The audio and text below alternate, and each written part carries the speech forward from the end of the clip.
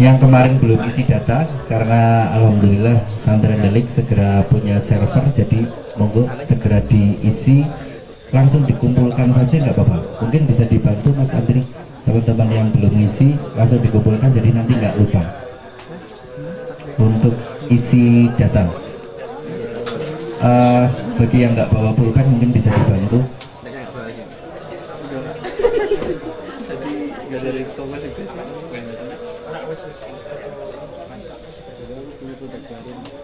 Atau yang sudah isi bisa dikumpulkan saja, Mas Andri bisa dibantu Mas.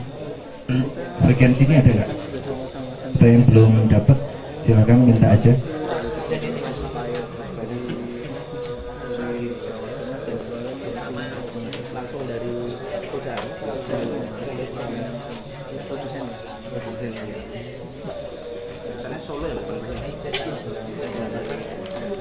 Nah kebetulan ini juga ada kamera, jadi nanti yang deket-deket kamera senyumnya agak dimanis-manisin dikit ya, jangan bermuram durja, pura-puranya manis gitu loh. Udah Mas Andri, yang sini dah, atau yang sampai sana, biar semuanya segera terdata semuanya, karena kalau nggak ada datanya kami susah membagikan door prize-nya nanti.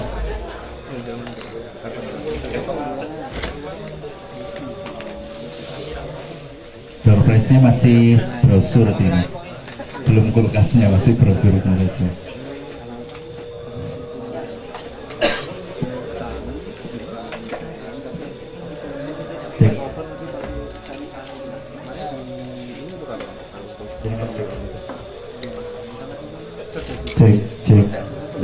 Cek satu dua tiga. Cek yang satunya halo cek sama.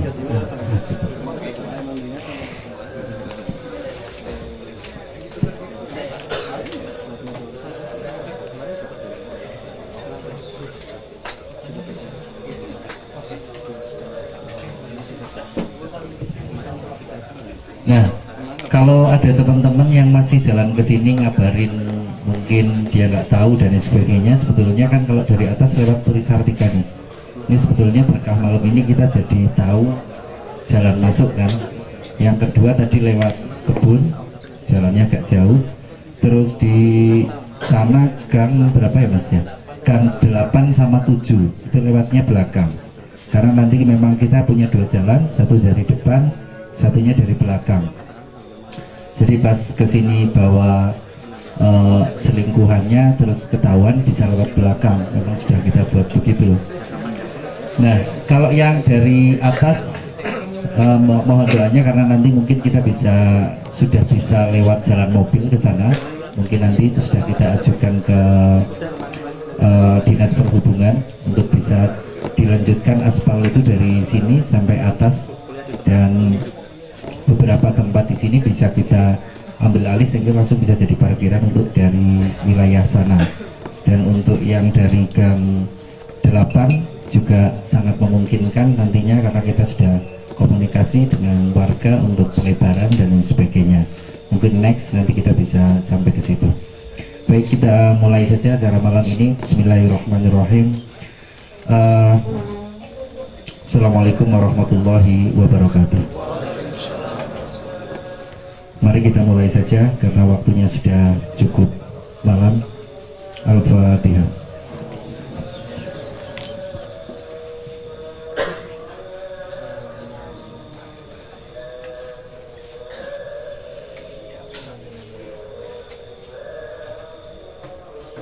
Untuk yang kedua, untuk kedua orang tua kita, Bismillahirrahmanirrahim. Al-Fatihah.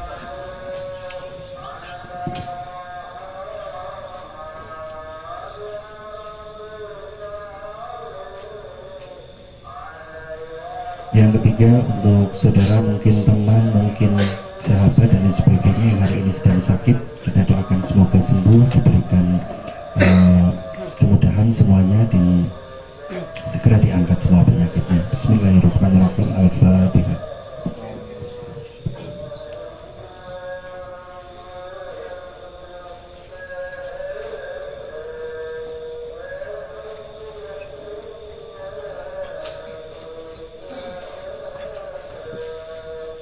kasih.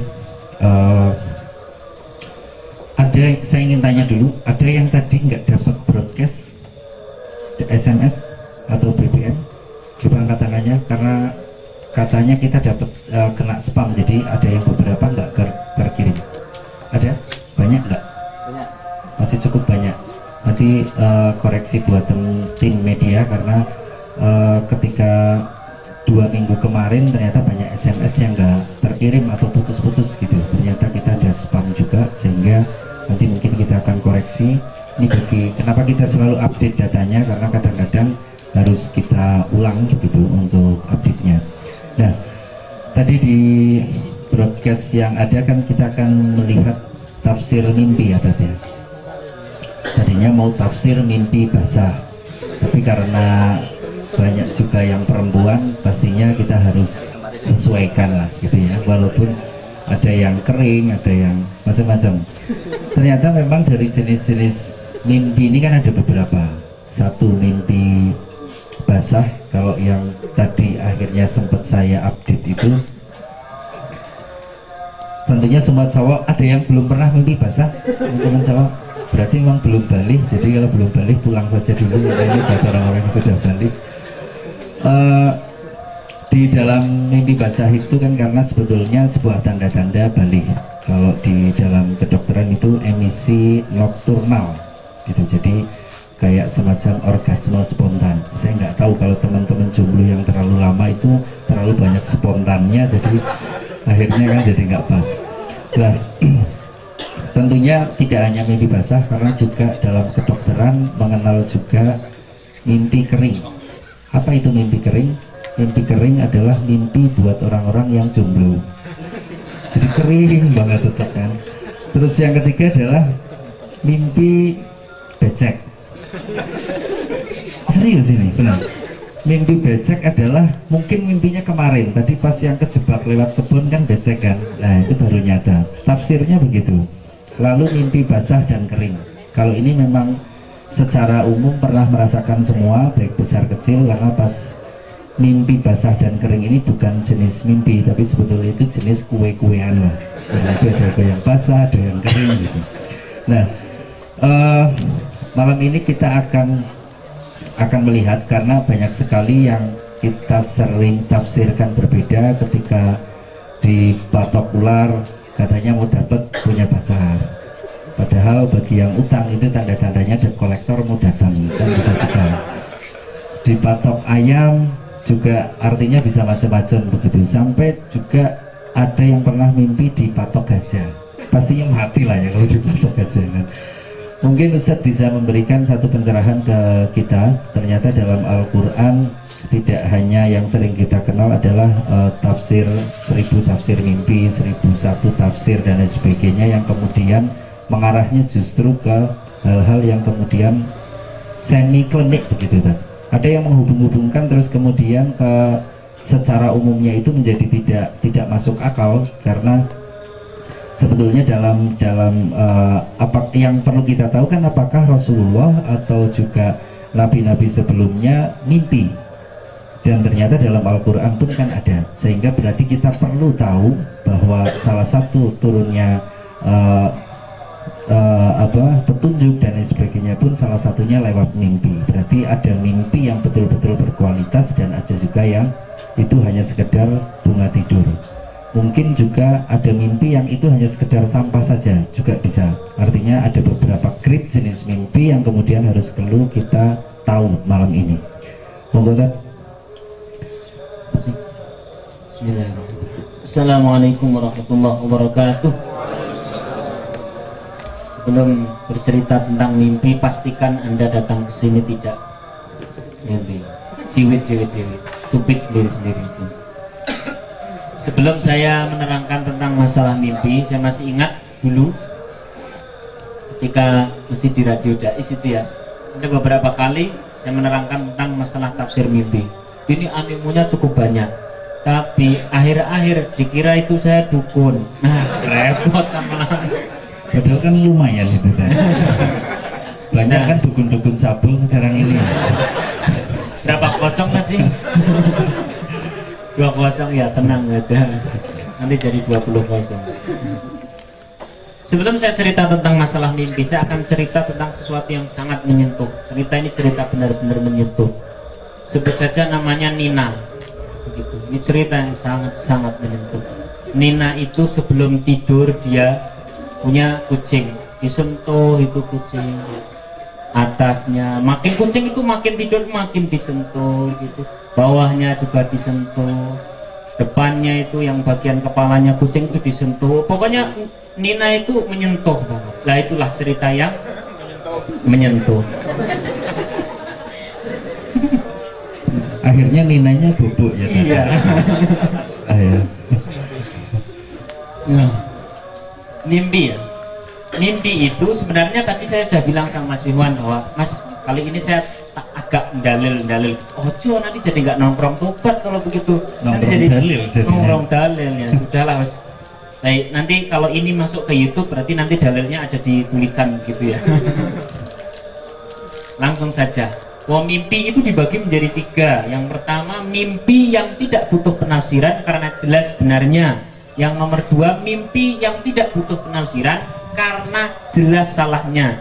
Yang nomor 3 adalah mimpi yang butuh penafsiran. Nah ini mimpi yang berkualitas. Mimpi yang karena tidurnya berkualitas. Itu saja. Mari kita tutup Dengan doa ya.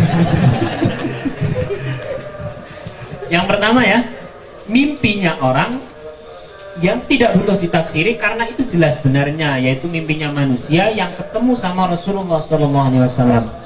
Itu tidak butuh penafsiran apapun. Kenapa? Karena kalau mimpi baik itu datangnya dari Allah, mimpi buruk itu datangnya dari setan. Lah, setan tidak bisa memimbo-mimbo. Bahasa Inggrisnya. Bahasa Indonesianya apa memimbo-mimbo?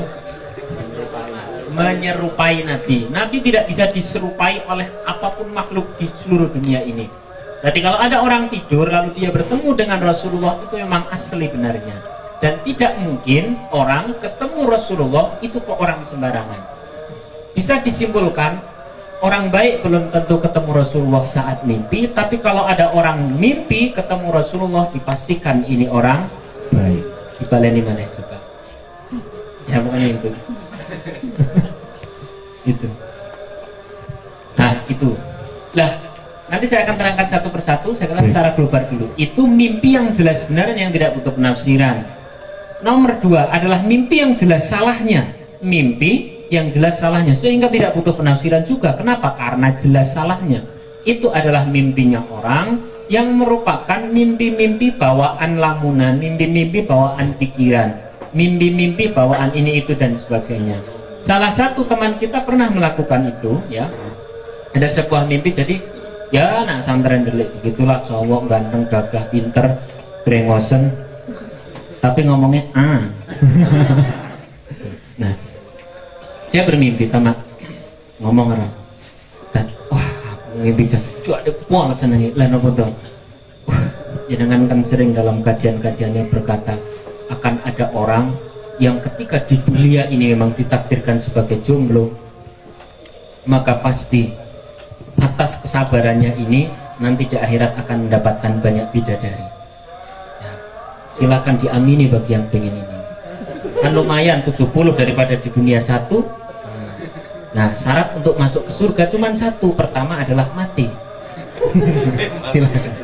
Lah kalau kepengen masuk ke surga tanpa mati, apa itu? Mimpi. Lah dia bilang begitu. Saya masya Allah jos banget masuk ke dalam mimpi, ketemu sama benar 70 wanita sembrohe ngeri.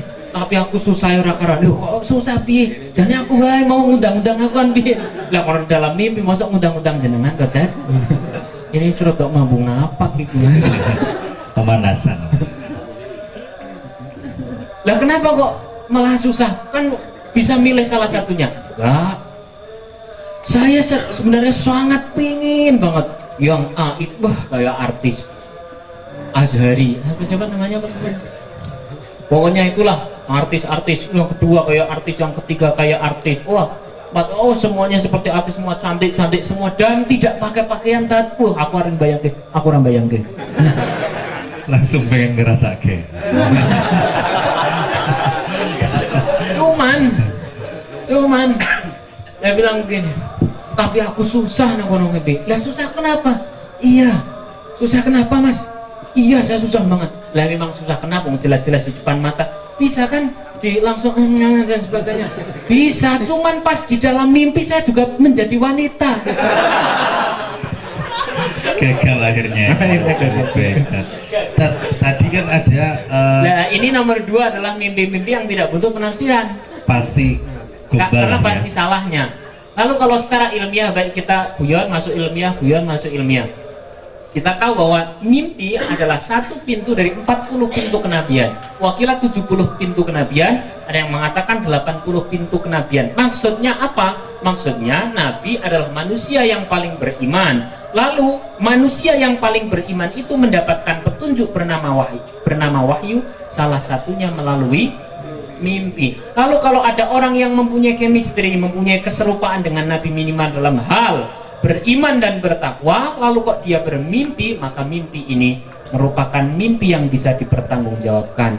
Secara real, apa bukti dia beriman, apa bukti dia bertakwa? Mimpinya adalah pada saat posisi tidur yang suci dan berzikir. Itu mimpi yang nomor 3 yang butuh penafsiran. Sehingga kemarin berasa aja di radio maupun dimanapun, ketika ada orang bertanya, Tad, saya mimpi, Tad, mimpi apa? Saya mimpi itu, Masya Allah, jos banget. Kenapa? Saya menikah dengan siapa? Ya, saya tidak tahu orangnya, tapi yang jelas cantik. Ya, siapa itu? Nah, aku rapi nak ngomong, lah rapi nak bi. Ketoke aku rapi nak ya Mas Iwan, lah nopo? Ketoke kuwi anane Mas Iwan. Pembalasan kan. Memang betul kan. Saya pun istri saya pernah menyampaikan ke saya, dia bermimpi waktu itu kan mau ulang tahun. Ini kayaknya mau nyindir gitu, tapi ya saya percaya kalau ini mimpi. Saya mimpi dikasih cincin gitu. Artinya apa ya mas? Besok saya kasih kadonya maksudnya kan. Setelah hari besoknya memang akhirnya saya kasih kado dan istri saya pasti berdebar-debar membukanya. Setelah dibuka ternyata buku tafsir mimpi. Cari aja di situ. Tadi cukup, kita serius lagi. Serius lagi. Ini bukan stand up comedy, jadi serius. Ini tetap dakwah ya. Ini tetap. Jadi jangan tertawa. Pikir. Jadi yang pertama ya jelas ya. Pertama mimpi yang jelas sebenarnya karena mimpi yang tidak butuh penafsiran karena sudah jelas sebenarnya, yaitu mimpi ketemu Rasulullah. Nomor 2 mimpi yang tidak butuh penafsiran karena jelas salahnya, yaitu mimpi-mimpinya orang yang akibat dari ngalamun, mimpi sebelumnya itu ketiduran pas lagi nonton TV atau tidurnya sembarangan dan sebagainya, tanpa ada atribut-atribut keimanan yang bernama suci zahir maupun batin. Kok tidurnya mimpi apapun itu tidak menjadi standar untuk bisa ditafsiri. Nah yang nomor 3 adalah mimpi yang butuh penafsiran. Mimpi yang butuh penafsiran itu adalah mimpinya orang beriman. Apa bukti dia beriman? Pada saat tidur dia dalam kondisi suci. Suci ya. Suci secara zahir itu dengan wudhu, suci secara batin itu dengan dzikir. Dan dzikirnya itu kepada Allah, bukan sumina. Nah itu bahaya. Painem. Ternyata suminah doain painem. Jelas ya 3 itu ya. Oke, Tat. Di yang pertama tadi kan kita kalau mimpi ketemu Rasulullah atau ketemu dengan, karena setan tidak bisa menjelma sebagai Rasulullah, sehingga itu tidak perlu ditafsirkan. Namun mimpi ketemu Nabi itu masih tetap bisa ditafsirkan, boleh ditafsirkan karena nabinya nabi palsu. Sehingga pembeda antara kita kalau istilah ini dan istilah si Bapak almarhum ya, Damar Jati Supajar, kalau pernah dengar dia salah satu dosen UGM apa ya, salah satu filosof lah, cukup luar biasa. Dia menyampaikan mimpi yang berkualitas adalah ditandai dengan tidur yang kualitas adalah tidur ini memang kayaknya sabotase ini yang berkualitas sehingga ciri-ciri orang yang muslim ketika mau tidur adalah dia berwudu. Nah, pada saat berwudu sehingga pada saat tidur itu akan mendapatkan mimpi-mimpi yang berkualitas. Jadi tidak mendapatkan mimpi sampah katanya begitu. Nah, kita cek koreksi ke diri kita. Kalau sering dapat mimpi sampah, semisal Andre, ya walaupun pacarnya di sini lagi bayangkan yang lain tapi nggak dapat di mimpinya. Mungkin nanti coba wudu dulu. Siapa tahu bisa ada variasi lain lah. Bisa dapat Jono, Posarno gitu lumayan. Ternyata bayangannya teman-temannya di kampung gitu. Sukir ternyata yang munculnya. Kemudian yang yang pertama berikutnya dulu ya, saya lebih detailkan. Kalau tadi pertama global, makin detail dikit, sekarang lebih detail satu persatu. Yang pertama adalah mimpinya orang yang ketemu dengan Rasulullah SAW. Ini mimpi yang sangat luar biasa. Rasulullah tidak mungkin menemui manusia dalam kondisi manusia tadi belum siap. Alias apa? Di zaman Rasulullah, orang-orang yang hidup sezaman dengan Rasulullah saja ada yang tidak ditakdirkan ketemu sama beliau. Apalagi zaman-zaman kita.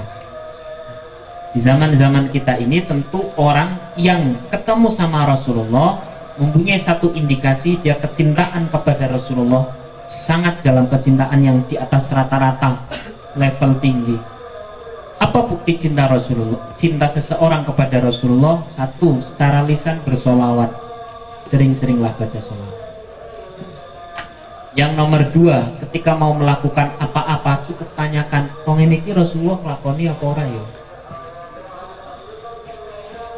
Mau nembak, mau pacaran, kamu memang pilihanku, tapi Rasulullah oh nggak jadi nggak.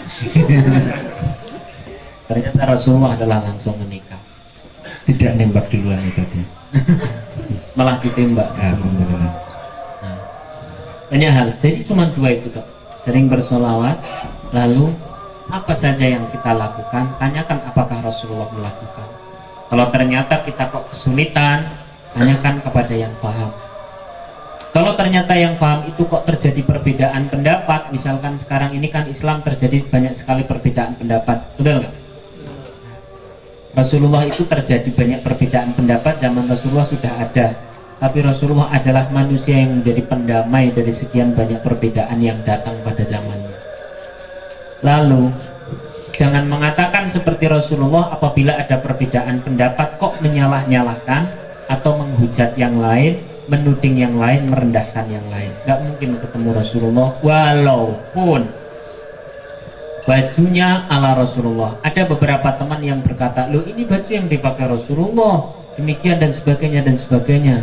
Bajunya seperti apa? Oh bajunya ini menggunakan gamis dan sebagainya, wah dan sebagainya. Saya pun mengatakan betul sekali, itu baju-baju seperti itu yang dipakai oleh Rasulullah, tapi masih koma. Dan Abu Jahal, Abu Lahab, betul kan? Sehingga di bagian atribut bernama baju, oke, memang iya, tapi bukan penentu. Lebih pada penentu adalah masalah bersolawat dan masalah akhlak. Understand? Nah, itu tanda pertama. Tanda yang nomor dua, orang akan ditadangi oleh Rasulullah adalah orang-orang yang sebelum tidurnya menyempatkan diri selain berzikir kepada Allah adalah untuk bersolawat sebanyak mungkin. Lalu pada saat beliau bermimpi ketemu Rasulullah, ini karena pasti orang baik, bermimpi ketemu Rasulullah, apa yang terjadi adalah kadang Rasulullah tidak berkata apapun, kadang Rasulullah tidak memberikan pesan apapun, tapi yang pasti Rasulullah memberikan satu pelajaran yang walaupun tanpa kata-kata. Saya contohkan satu hal. Ada seorang ulama, besar yang pengen banget ketemu Rasulullah, pengen banget ketemu Rasulullah. Ini kita agak serius sedikit, nanti kuyonnya lagi sebentar. Siap-siap saja nanti untuk kuyon. Pengen banget ketemu Rasulullah. Saking pengennya beliau datang ke ulama-ulama yang lain untuk mendapatkan saran bagaimana bisa ketemu Rasulullah, karena kalau sudah ketemu Rasulullah adalah merupakan tanda ini orang baik. Kalau tanda ini orang baik, nah, selesaikan urusan. Hampir-hampir dipastikan dunia akhiratnya menjadi tanda dia selamat. Orang tadi greget, oh iya berarti nek bisa ketemu Rasulullah, semoga ini menjadi titik keselamatan saya di dunia maupun di akhirat. Kenapa? Karena Rasulullah tidak mungkin ketemu orang yang tidak siap dalam hal kebaikan. Maka dia memperbaiki diri sampai satu saat mendapatkan satu ijazah dari ulama untuk menghatamkan Al-Quran, bersolawat dan sebagainya, terutama di depan makam Rasulullah di Mekah dan sebagainya. Itu semuanya dilakukan terus dilakukan. Tapi dalam tiap kali tidur dia sama sekali tidak pernah ditemui oleh Rasulullah. Sama sekali tidak pernah ditemui Rasulullah. Dalam hatinya berkata demikian, ya Allah, sudah semuanya saya lakukan. Sholawat terus bertahun-tahun saya lakukan. Ini sudah saya lakukan, itu sudah saya lakukan. Saya sudah berbeda dengan kebanyakan orang. Awas, saya akan berbicara tentang sesuatu yang penting. Saya semuanya sudah melakukan semuanya. Sholawat sudah terus berbuat baik, terus sedekah terus. Hampir-hampir saya tidak punya dosa ya Allah. Kenapa engkau belum mempertemukan saya kepada Rasulullah? Ya Sayyidi ya Rasulullah. Oh, membaca sholawat beragam sholawat. Karena dia setengah putus asa. Terus kemudian dia pergi keluar dari Masjidil Haram. Cerita ini beliau, ada yang menceritakan ini orang keluar dari Masjidil Haram, ada yang menceritakan dia keluar dari Masjid Nabawi.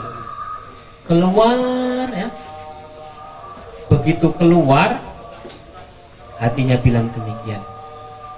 Ya Allah, saya baru ingat. Ternyata Rasulullah itu kan merupakan cermin surga, betul gak? Dan surga tidak mungkin dimasuki oleh orang yang memiliki kesombongan walaupun itu sebiji darah. Dia baru sadar, oh iya ya, amal yang saya lakukan tadi, saya merasa sudah melakukan, saya banggakan. Ya sudahlah, baru seperti itu, jeret, Rasulullah dalam sekelebat hadir. Beliau mengejar, seret pas mobil lewat, innalillahi wa inna ilaihi. Alias amal sebanyak apapun, Rasulullah tidak pernah akan menemui orang yang mempunyai rasa ujub, rasa sombong. Itu jelas yang baik, apalagi orang yang baik.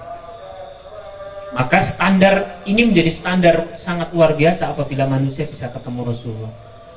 Manusia bisa ketemu Rasulullah, kita bisa ketemu Rasulullah. Dalam bahasa lain sebenarnya bukan tidur, tapi yakodotan, setengah tidur, setengah itu. Ini yang pertama. Sehingga gampanglah kalau kepingin jelas kita diselamatkan oleh Allah Subhanahu Wa Taala ketika di dunia maupun di akhirat, berjuanglah untuk bisa ketemu Rasulullah. Itu menjadi tanda kita beres sampai ke sana. Untuk kali ini saya agak serius ini. Serius Surakarta Guyon. Nah, sekarang mulai rotok guyon mana ya? Jadi, itu yang pertama ya. Jadi tidak perlu penafsiran dan pasti orang tadi baik. Orang tadi saja sudah langsung punya kesimpulan bahwa sombong sedikit pun tidak akan ditemui oleh Rasulullah. Nah, terus kemudian yang nomor dua adalah mimpi yang tidak butuh penafsiran. Saya akan menerangkan tentang yang kedua dan yang nomor tiga apabila ada pertanyaan dari panjenengan semua. Hari ini saya tidak akan begitu banyak menerangkan siapa yang mimpi tentang apa dengan siapa. Silahkan kita bahas saja. Oke. Buka pertanyaan. Mimpi apapun, yang penting itu mimpi baik-baik. Karena ada beberapa dari sabda Rasulullah menyampaikan bahwa mimpi yang buruk tidak boleh diceritakan. Gitu. Tidak boleh dikatakan, tidak boleh diceritakan. Yang disarankan adalah justru untuk meludah ke kiri. 3 kali ya? 3 kali. Tapi ingat, meludahnya itu merupakan meludah yang secara simbolis saja. Bayangkan kalau seperti ente-ente semua seperti ini kan meludahnya ngeren nih kan ya. Dor gitu. Nah, 3 kali ini yang sudah bersuami istri kan ngeri lagi, apalagi yang jomblo. Nah, ternyata sebelahnya temennya gitu kan, dikiranya. Nah, ada ucapan-ucapan ketika kita ya, ketika kita bermimpi buruk minimal adalah membaca ta'awud. Ludah 3 kali, terus langsung a'udzubillahi minasyaitonirrajim. Tapi ya tidak usah keras-keras, apalagi yang sudah punya istri atau sudah punya suami. A'udzubillahi minasyaitonirrajim. Kalau itu berupa kebaikan, ucapannya. Nah, baik, berupa kebaikan jelas alhamdulillah atau subhanallah atau kalimah-kalimah thayyibah yang lain, lalu berdoalah agar benar-benar itu menjadi kenyataan. Oke, berarti mimpi yang baik itu pasti datangnya dari Allah. Terus kemudian mimpi yang mungkin itu buruk adalah datangnya dari setan. Baik, dan kita ini pertanyaan. Ada yang mau bertanya dulu? Satu lagi, silakan. Cuman satu aja. Di sini kita selesai. Yang lain, kejadian.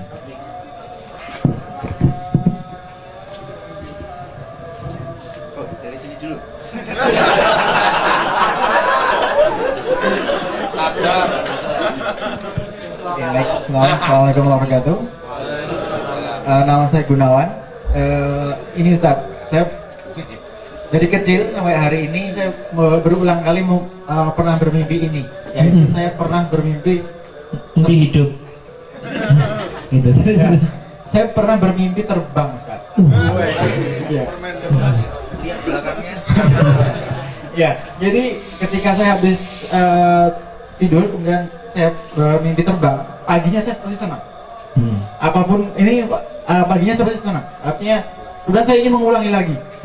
Mimpi ini kurang lebih berulang hampir 2 tahun sekali atau mungkin beberapa bulan yang lalu pun saya pernah memimpikan lagi. Tapi itu belum pernah jadi kenyataan itu ya? Iya. Belum. Ada beberapa mimpinya sampai saya kemudian bisa kayak Superman itu benar-benar terbang gitu ya. Saya melihat pegunungan, Fly gitu ya? iya. Kemudian saya pernah juga mimpi saking tingginya, kemudian saya jatuh di pohon jati. Pernah. Jadi Pesantren adalah ini paling bisa. mimpi itu terulang dan saya juga nyari-nyari di internet tentang mimpi terbang itu apa gitu. Ternyata ada banyak referensi dan saya nggak tahu yang benar yang mana. Mungkin Ustadz bisa memberikan gambaran ke saya. Terima kasih. Assalamualaikum warahmatullahi wabarakatuh. Selanjutnya Pak Soleh ini kebetulan kayaknya bajunya baru mirip jenengan tadi. Ada hubungan kakak adik mungkin? Ada insya Allah. Karena dia tidak diakui oleh adiknya maka saya Assalamualaikum warahmatullahi wabarakatuh. Waalaikumsalam. Pasti lucu, awas. Saya pernah bermimpi bertemu dengan almarhum ayah saya yang sudah meninggal. Kali ini malah sedih. Mimpinya sepertinya mau Jumatan habis mandi, terus mau sisiran di tempat mau ngambil sisir, kebetulan bersamaan dengan ayah saya. Terus saya persilakan ayah saya suruh sisiran dulu, tapi saya suruh sisiran, terus dikasih tahu sisiran ke belakang. Apakah artinya saya suruh menengok kelakuan saya yang lalu atau bagaimana tafsirnya yang benar? Assalamualaikum warahmatullahi wabarakatuh. Waalaikumsalam. Terima kasih. Ada satu lagi mungkin dari ya.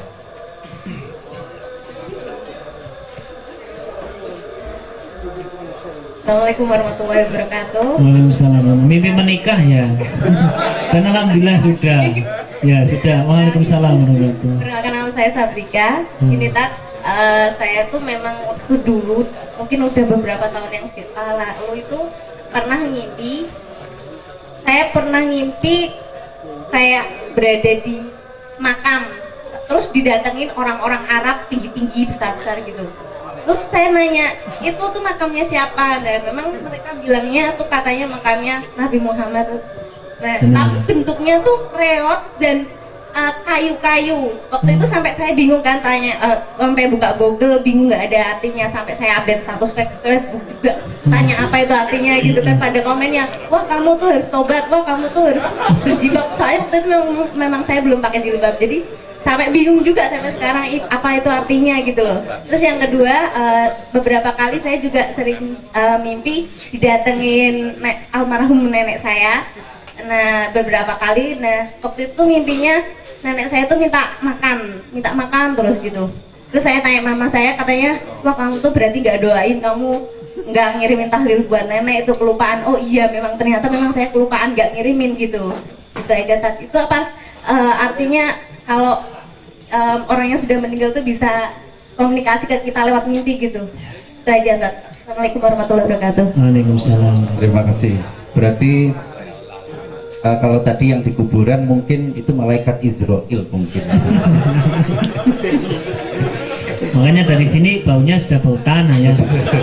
Kembang-kembang gitu ya. Kita ke Mas Gunawan dulu ketika mimpi terbang, lalu yang kedua mimpi jatuh di kebun jati. Pernah mimpi jatuh di kebun salak nggak Mas? Enggak ya.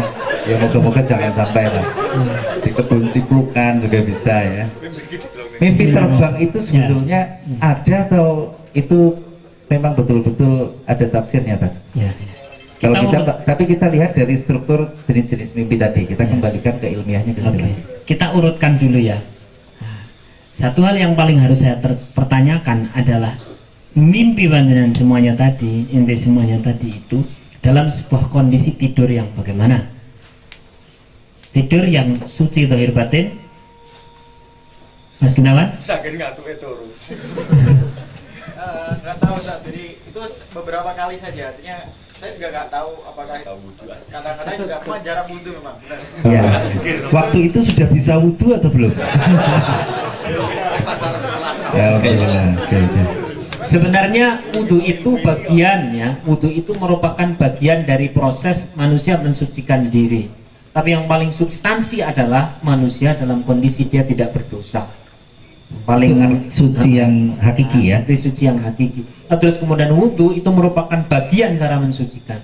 Baik saya khusnudon semuanya dalam kondisi yang suci, zahir dan batin, sehingga kita tafsiri saja. Alias ini tidak masuk dalam kategori yang kedua, oke? Langsung masuk saja ke kategori yang ketiga, yaitu mimpi yang butuh penafsiran. Sebab ini adalah mimpi yang tidurnya berkualitas. Tidurnya orang beriman, tidurnya orang bertakwa. Yang orang beriman, orang bertakwa ini ada chemistry dengan Rasulullah SAW yang saat itu menerima wahyu dari Allah Subhanahu Wa Taala. Sehingga mimpi menjadi bagian dari Allah berbicara, Allah memberikan petunjuk, Allah memberikan isyarat-isyarat kepada hambanya yang beriman. Understand? Nah, langsung. Yang pertama, mimpi-mimpi ini yang saya ucapkan adalah sesuai dengan ulama mimpi yang bernama Muhammad Ibnu Sirin. Muhammad Ibnu Sirin inilah tabi'inat tabi'in. Setelah Rasulullah ada tabi'in, lalu ada tabi'inat tabi'in. Ini satu level dengan ulama-ulama besar yang namanya Sufyan As-Sauri, terus kemudian Hasan Al-Basri dan sebagainya. Itu membuat satu kitab namanya Tafsirul Ahlam, tafsir mimpi. Nah, mimpi dalam kategori bisa ditafsiri, cara menafsirinya itu ada dua, ada yang syar'i, ada yang non syar'i. Yang non syar'i itu kalau saudara-saudara melihat dalam buku-buku tafsir mimpi tapi tanpa referensi, rimbon, terus kemudian apa lagi ya, mujarobat, ya.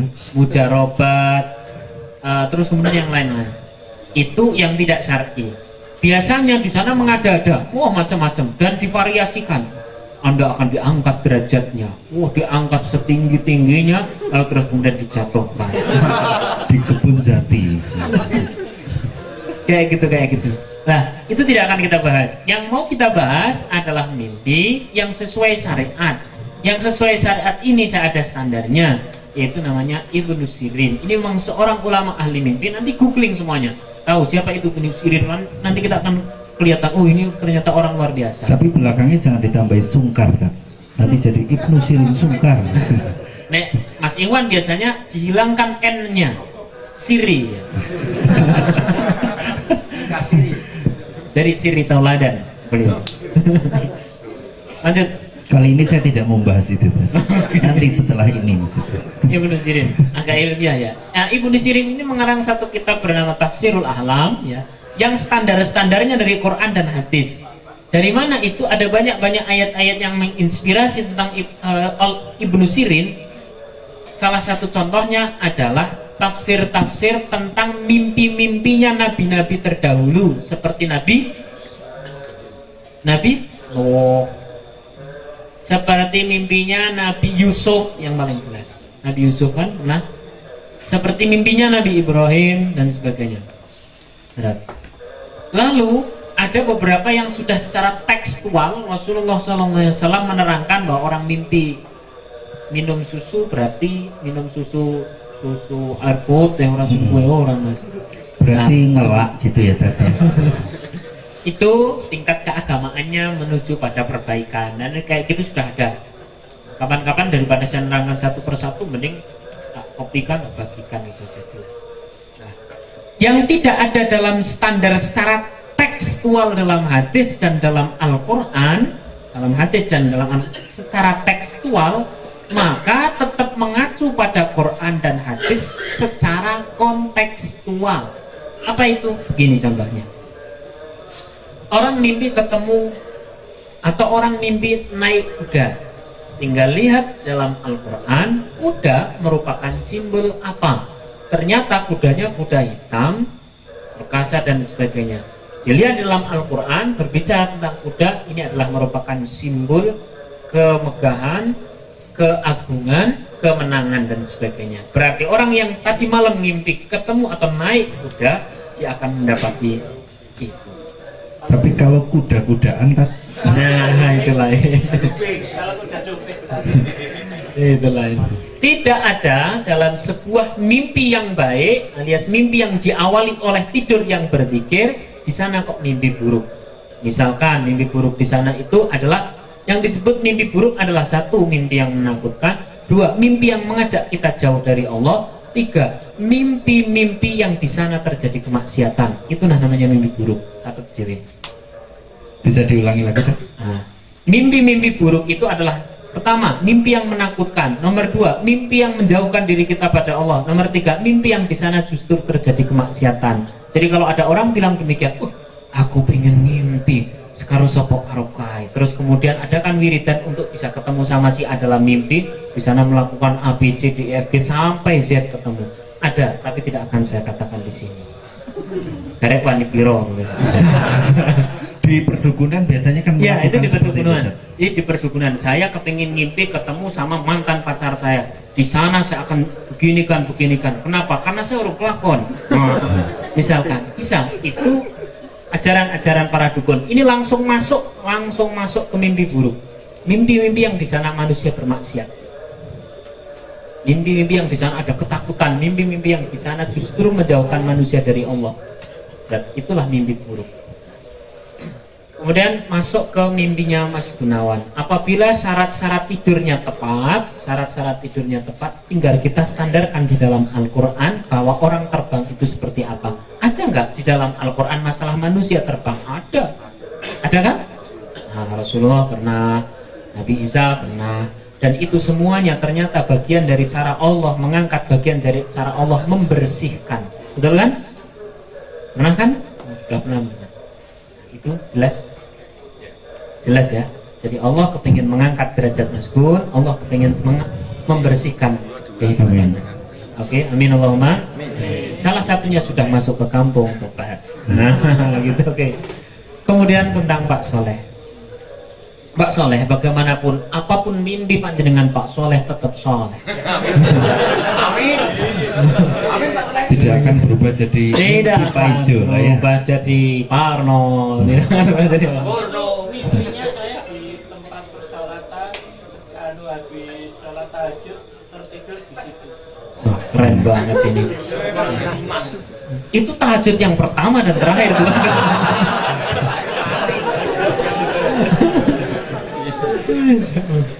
Baik.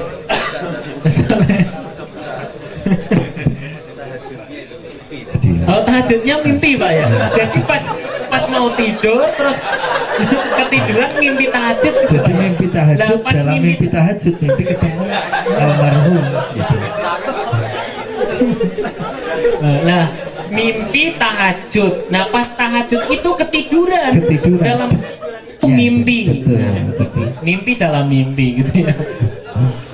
Nah, yang pasti ini hampir kita satukan, hampir sama dengan mirip lah. dengan Mbak Sabrika tadi tentang mimpi ketemu orang tua atau sesepuh kita mungkin atau mungkin saudara begitu kan. Ini kan sering menjadi gosip, wah saya tadi didatengin si A, dia meminta ABC karena dulu saya hutang dan lain sebagainya begitu. Karena tidak ngomong dikatakan dia datang, kalau ngomong dikatakan bunga tidur. Yang benar yang mana sebetulnya itu?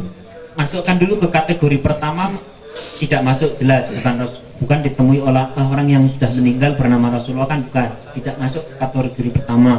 Masukkan ke kategori kedua, yaitu mimpi-mimpi yang merupakan kembang tidur karena dalam kondisi yang tidak suci. Saya husnudzon lah kali ini. Tidak masuk ke kategori yang kedua. Berarti langsung kita masukkan ke kategori yang ketiga, yang cara saya menafsiri adalah sesuai yang syar'i. Pada saat manusia ketemu sama orang yang sudah meninggal, pertanyaan saya, ada nggak di dalam Al-Quran atau di dalam hadis tentang masalah orang yang sudah meninggal hadir kembali dalam kehidupan? Ada kan? Ya. Ada kan? Contoh-contohnya banyak.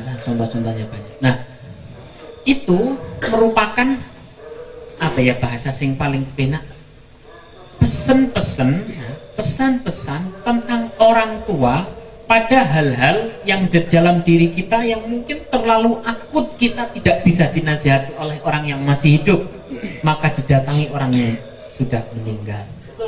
Nah, itu. Berarti hampir sama tadi ya, kayak ke Mbak Sabrika, mungkin karena Betul, kan, malas masak dan lain sebagainya gitu, biasanya jajan gitu kan, akhirnya diingatkan untuk masak gitu. Jarang sekali manusia ditemui oleh orang yang sudah meninggal dengan pesan-pesan yang pesan itu bisa disampaikan oleh ibu, kanan, kiri, teman dan sebagainya. Itu pasti sebuah pesan yang kanan kirinya kakak, ibu, adik dan sebagainya, keluarga tidak mempan. Maka orang yang sudah meninggal hadir untuk berpesan itu. Betul nggak, Mbak? Ya. Berarti ini langsung ke jawab semuanya. Mungkin tadi yang ketemu di satu pemakaman ada Israel tadi itu kan. Gimana, Mbak? Tadi saya kok lupa. Jadi ceritanya adalah ketika pada satu hari di zaman dahulu kala ada seorang gitu yang bernama Sabrika, mimpi dia ke satu pemakaman, terus kemudian katanya itu makam Rasulullah tapi reot, dan di sana banyak orang-orang Arab berjenggot. Memang suaminya sendiri kan ya berjenggot tapi bukan orang Arab KW lah istilahnya gitu. Nah, orangnya hadir gak ini? Nah, kayaknya mungkin gitu. Moga-moga ya enggak lah gitu. Ya nanti kita Fatihah. Amin. Nah, apakah itu hanya sebuah kembang tidur atau mungkin kembang goyang? Kalau di makanan itu kan juga ada kembang goyang. Ya. Saya kembali lagi husnudzon, langsung ini masukkan ke kategori ketiga. Walaupun kayaknya kurang meyakinkan ya. Masa iya ketemu Rasulullah, kan kayaknya kalau dari tampang-tampangnya begini, enggak, maksudnya kategorinya. Kategori. Kita langsung masuk ke kategori scanning kategori ya. Scanning pertama pasti di kategori mimpinya. Kamu tidur dalam kondisi seperti apa, itu harus ditanyakan dulu. Kalau saya biasanya mendapatkan pertanyaan-pertanyaan tentang masalah mimpi, satu yang saya tanyakan, menurut kamu ini mimpi baik atau mimpi buruk? Mimpi buruk, kalau saya cerita. Tapi saya kepingin cerita, yuk kita doa dulu semoga ini adalah baik. Pasti tak gitu kan? Sebab bisa jadi bahaya. Kenapa? Keyakinan kalau sudah masuk lalu diiyakan oleh diri kita sendiri, terus kemudian ditambah lagi dikait-kaitkan oleh itu, namanya tuyur. Tuyur itu pada zaman Rasulullah mengkait-kaitkan sesuatu dengan sesuatu yang itu nanti menjadi kenyataan. Contoh dalam budaya orang Arab itu, kalau ada orang keluar rumah pas ngiyehnya kuda gitu, namanya apa, kuda apa itu? Apa? Ada yang bilang mendesah. Ini nama tuyur. Nah, pada saat ada orang keluar pas kuda itu gitu ya, itu tidak boleh keluar sebab akan ada bahaya besar. Itu tidak ada standarnya. Di zaman Rasulullah itu sudah ada tuyur namanya, tuyur. Nah, tuyur ini tidak boleh diikuti kecuali disertai tawakal. Maka tinggal misalnya, loh kok ada kuda yang pas saya keluar ada kuda yang bunyi. Oke, kalau memang ini tanda keburukan, tapi saya bertawakal kepada yang maha baik agar ini menjadi kebaikan. Bismillah, pergi. Di Indonesia ini banyak sekali hal-hal tuyur. Oh, jangan dhuwur lawang, jangan ngarep lawang, mahrib kok tidak jadi. Nah, kan ada tuh. Ojo, jangan di depan pintu gitu ya, bahasa sulit gitu. Judulnya angel. Padahal memang dari dulu sudah sulit kan. Kok judulnya angel jadi perawan tuh kok, gitu kan bahasanya. Banyak sekali. Terus kemudian jangan apa Pak Soleh ini ahlinya yang tuyur-tuyur mengkait-kaitkan sesuatu dengan sesuatu yang menjadi kenyataan dalam bahasa Jawa-Jawanya apa tentunya? Biasanya tidak boleh pergi saat hujan gitu kan. Gimana? Gugon Tuhannya apa? Jenis robot apa itu? Kayak mainan anak saya. Nah, kepercayaan yang tidak berdasarkan agama hanya karena muatan lokal atau wisdom, dogma atau apapun itu, silakan masuk ke dalam diri kita, tapi disertai dengan tawakal, kembalikan kepada Allah. Nah, masuk ke ceritanya Mbak Sabrita. Pada saat mimpi, terus di sana ada sebuah makam. Makam ini dalam tafsir mimpinya Ibnu Sirin alias yang syar'i, makam ini merupakan pintu keputusan antara baik dan buruk. Jelas sampai di situ.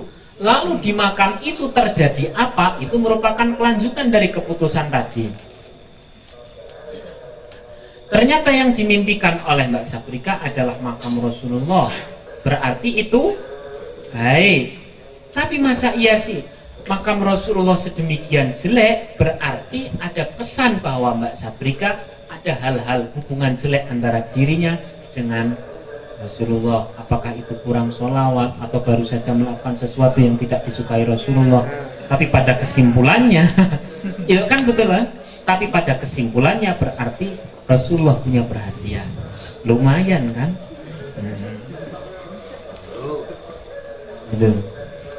Nah, seperti itu dalam kitabnya Ibnu Sirin sangat detail. Sangat banyak sekali ya. Sangat. Mungkin kita perlu ada membuka konsultasi mimpi, setuju? Konsultasi.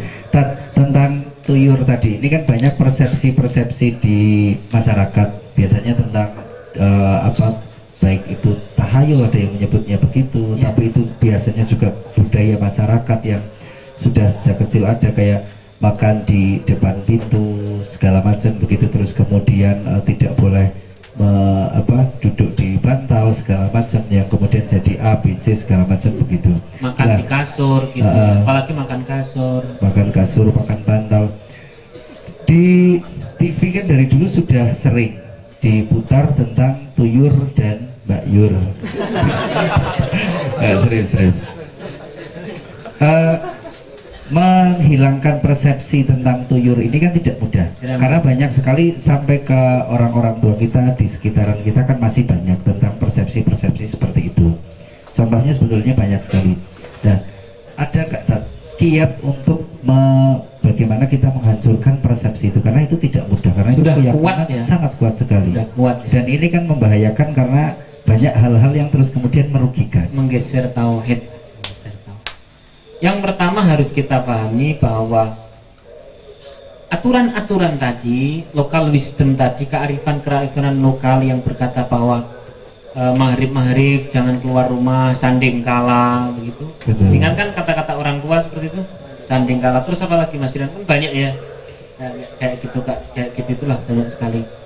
Nah, itu semua langsung kita masukkan ke ring syariat. Syariat mengatakan bagaimana, ada atau tidak. Begitu ada, sudah saya ngikutnya syariat, walaupun isinya sama, tapi yang menjadi standar kita adalah syariat. Kalau tidak ada di dalam syariat, bentengi dengan tawakal. Contoh misalkan ini mbak-mbak yang ada di sini punya Mbak Yu, dilalah Mbak Yunya belum menikah, tapi jenengan wis ngebut banget, wes pokoknya kudu nabrak-nabrak, misalkan begitu. Lah orang tua bilang demikian, ojo dhisik Mbak Yu mau urung nikah, apa maneh iki tahun Tahun gajah. Sesuk wae pas tahun kabisat. Kita loh, itu realita atau tidak? Banyak. Realita ini kita bahas sesuatu yang jelas terjadi di sekeliling kita. Apalagi ditambah kowe iki wetone ora pas karo kae Jono, bahaya engko. Nek wetone ora pas kok bakalane ngene. Gantung malah salah sijine mati. Loh, memang loro-lorone badhe mati kok. Ya kan betul. Nah, bagaimana cara menanggapi seperti itu? Satu-satunya jalan adalah tawakal kepada Allah. Betul. Apa itu realnya? Realnya begini. Mbak, Mbak Tebu, ngatur suwun ibu, awas, masih ingat kan bagaimana berbicara kepada orang tua? Masih ingat bagaimana? Terima kasih, mohon maaf, nyuwun ngapunten, matur suwun, nyuwun ngapunten. Kowe iki mbok sing kandhane sing gampang, nggih matur suwun. Lah tapi ngene nyuwun pangapunten. Lah nggih matur suwun. Nah, kayak gitu kan. Sama orang tua, awas. Sama orang tua hanya ada boleh dua lintasan, matur suwun, pangapunten, matur suwun. Insya Allah selamat. Tapi kalau kita berbicara sama orang tua kan kadang sering kita bicara dosa, diam juga dosa, diam dosa, bicara tambah dosa. Maka satu-satunya jalan adalah bicara, simpelkan dengan matur suwun, terima kasih, matur suwun, pangapunten, matur suwun, gitu. Kowe ndang rono. Nggih, matur suwun. Lah cepet to. Nyuwun pangapunten niki mboten saged, tapi kan mesine matur suwun. Bicara sama orang tua. Kita hari ini mendapatkan ilmu. Apa itu? Bahwa tahayul, tuyur atau apapun bahasanya itu yang merupakan lokal wisdom, yang merupakan tata aturan orang Jawa, yang merupakan tata aturan orang Indonesia. Lalu kita mau bicara sama orang tua, awali dengan terima kasih. Matur suwun ibu, nasihatnya insya Allah. Mungkin Mbak Yu justru kalau menikah, saya menikah, nanti Mbak Yu justru malah akan dipermudah karena dipancing kali kula. Setidaknya nanti begitu kula menikah langsung tak tulis terus. Iya, tapi sing wis lho Nduk. Angger adine nikah dhisik. Mbak Yune ora nikah. Kapira. Apa ora mesake karo Mbak Yumu? Misalkan bilang demikian. Nyuwun pangapunten saderenge. Piye? Nggih, matur suwun kala wau nika. Penting ini ayat, ini penting banget ini. Penting banget matur suwun kala wau nika nasihate. Tapi nyuwun pangapunten saderenge. Kata-kata itu yang niku terjadi karena meyakini. Lah monggo sak menika meyakini sak wangsulipun. Ada yang roaming? Meyakini sebaliknya. Banyak. Jadi ngapak ya? Ya, ngapak. Ya, pada sedulur pada siap kampanye bukan? Bok. Ya, ngapak. Iya. Ya kene. Kamu ngapak banget. Ini penting sekali. Nyuwun pangapunten niki Ibu. Sebelumnya minta maaf Bu. Mungkin karena kebanyakan manusia itu meyakini. Kalau adiknya nikah, Mbak Yunya sulit. Padahal kalau kita sebaliknya cara meyakininya justru adik menikah akan memancing Mbak Yunya menjadi lebih mudah. Yuk jadikan ini keyakinan, yuk jadikan ini doa. Al-Fatihah. Dan terjadi insya Allah. Sebetulnya jodoh itu bukan karena kan dilompati atau didahului, bukan karena pada persepsi itu, karena sebagian besar kan masih di posisi itu. Kemarin sih ada yang tanya sama saya begini, Mas Yohan, tak janjane sebenarnya apa perbedaan antara orang yang sudah menikah dengan orang lajang? Ya jomblo lah katakan seperti itu. Saya kan mengira nek panjenengan itu belum nikah, ternyata masih lajang. Ya satu akan menjadi jomblo. Gitu ya. Ada yang tanya begini, dan apa sih bedanya sebenarnya orang yang sudah menikah dengan orang yang masih jomblo alias yang masih lajang. Saya bilang begini, sebenarnya sama, perbedaannya tipis sekali. Bedanya apa? Orang yang sudah menikah itu ya, awas, tak urutkan. Nomor 1, dia begitu bangun tidur sudah begitu bangun tidur ada yang menyambut. Nomor 2, belum makan, ada yang ngingetin. Nomor 3, mau berangkat kerja, mau berangkat kuliah, mau berangkat kantor, ada yang mendampingi, ada yang dipamiti. Itu yang sudah menikah. Mau tidur juga ada yang di itu. Ya kan? Lalu apa perbedaannya dengan yang masih jomblo? Persis, hanya bedanya sedikit. Apa itu sedikit? Bedanya kalau yang masih jomblo itu mulainya dari 2. Tadi kan yang pertama masih ingat, bangun tidur itu yang pertama ya. Nah, yang pertama bangun tidur. Yang nomor 2, ada yang nyambut makan. Nah, kalau yang masih jomblo itu dari nomor 2. Mau makan, ada yang nyambut. Mau pergi, ada yang dipamiti.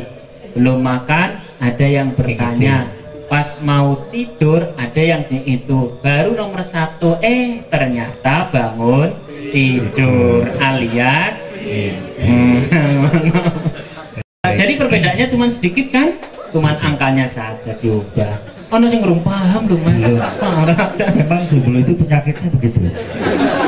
Orang pahaman. Orang pahaman. Sudah kutukan dari sananya. Ada yang mau bertanya lagi seputar mimpi? 1, 2, 3. Oke.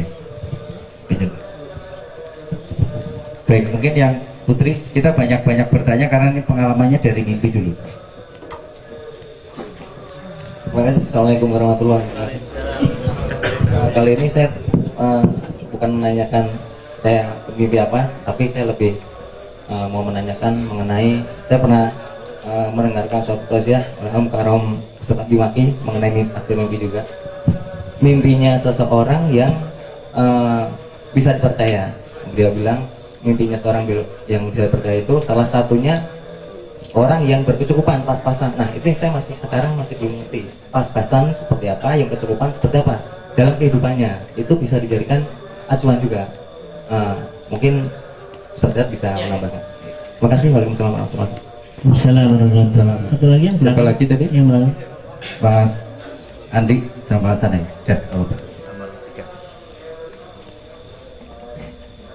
Assalamualaikum warahmatullahi wabarakatuh. Waalaikumsalam warahmatullahi wabarakatuh. Di kampung halaman saya pernah terjadi mimpi yang aneh, Pak. 2 kali itu. Yang mimpi siapa? Warga kampung. Gitu. Bukan saya. Saudara termasuk warga kampung ya? Iya. Saya sudah paham maksudnya. Bilang saja teman saya begitu. Dan itu menggegerkan masyarakat ya. Jadi ada orang mimpi itu ketika bangun sudah nggak di kasur tapi di kebun. Katanya waktu tadi malam dia diajak cewek cantik terus berjalan keluar tapi setengah sadar mungkin, terus di kebun itu diajak berbuat maksiat lah seperti itu. Bahasa Inggrisnya ngelindur gitu ya. Kemudian bangun-bangun pagi itu sudah ada di kebun. Nah itu menggegerkan masyarakat. Nah, jenis mimpi itu tuh mimpi yang seperti apa, kemudian cara mengatasinya tuh gimana biar kita terhindar dari seperti itu. Ya. Mungkin kalau cara mengatasinya jangan tidur gitu ya tadi. Jelas, itu jelas tidak akan mimpi kalau tidur. Insyaallah tidak akan mengalami kejadian. Assalamualaikum warahmatullahi wabarakatuh. Waalaikumsalam warahmatullahi wabarakatuh. Sebelumnya beberapa waktu yang lalu namanya saya Kojen Abror. Iya Mas Abror. Sebelumnya itu beberapa waktu yang lalu itu kan saya bermimpi. Tapi sebelum bermimpi saya kan memang suka ziarah kan Pak Ustadz. Saya kan memang suka ziarah. Saya suka ziarah kadang di Sunan Kalijogo dan sebagainya, Sunan Kudus dan sebagainya. Waktu itu saya itu habis ziarah di Sunan Terboyo kan. Saya mungkin selawat mungkin ribuan kali, nggak ngerti tapi mungkin jumlahnya banyak. Setelah dari sana saya pulang. Saya memang punya kebiasaan kalau sebelum tidur itu biar nggak tahajudnya nggak lewat, saya sholat hajat dan sebagainya gitu. Betul, bagus itu. Setelah itu kan saya tidur. Nah setelah tidur itu kira-kira mau pagi, tapi nggak ngerti jam berapa, nggak ngerti. Mau pagi itu saya seperti ada yang bangunin. Saya waktu mata saya buka, itu saya melihat cahaya itu ini serius, saya itu di apa namanya? Percaya semua kok.